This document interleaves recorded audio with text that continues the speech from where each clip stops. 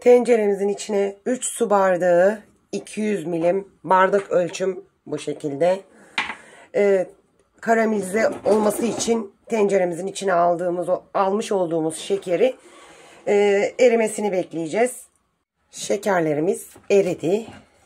4 su bardağı suyumuzu şekerimizin içine ilave ediyoruz. Taş gibi oldu, endişe etmeyelim. Kaynadık sıra tekrar çözülecek. Şurubumuzu hazırladık. Şimdi etimekle buluşturacağız.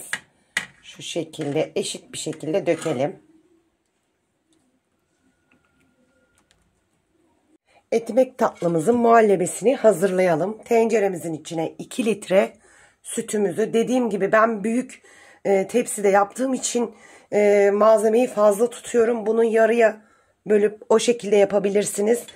Verdiğim ölçüleri yarıya bölerek yapabilirsiniz. Şimdi 2 litre sütümüzün içine 6 yemek kaşığı nişastamızı, 10 yemek kaşığı unumuzu döküyoruz. 12 kaşık şekerimizi ilave ediyoruz içine.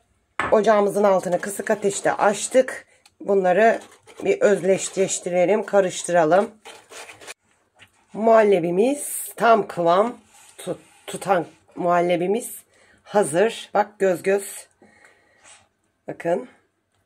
Şimdi ocağımızı kapatıyoruz ve kenarıya alıyoruz. Pişmiş olan muhallebimizin içine 2 paket vanilyamızı atıyoruz. 2 yemek kaşığı da tereyağımızı atıyoruz ve karıştırıyoruz sıcakken. Muhallebimizi güzelce karıştırdıktan sonra tepsimizin içine dökeceğiz. Etimek tatlımızın şu an üst kısmını yapıyoruz. Çikolata sosuna hazır. Çikolata sosumuzu 2 paket tenceremizin içine döktük.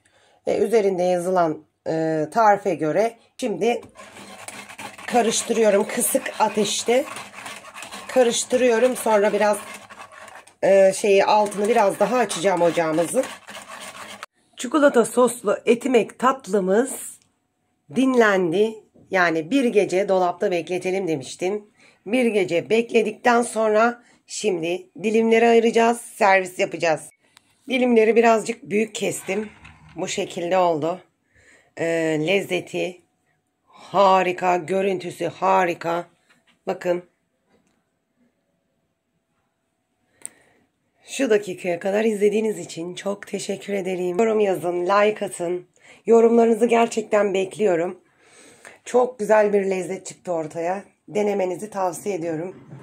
Bir dahaki videoda görüşmek üzere.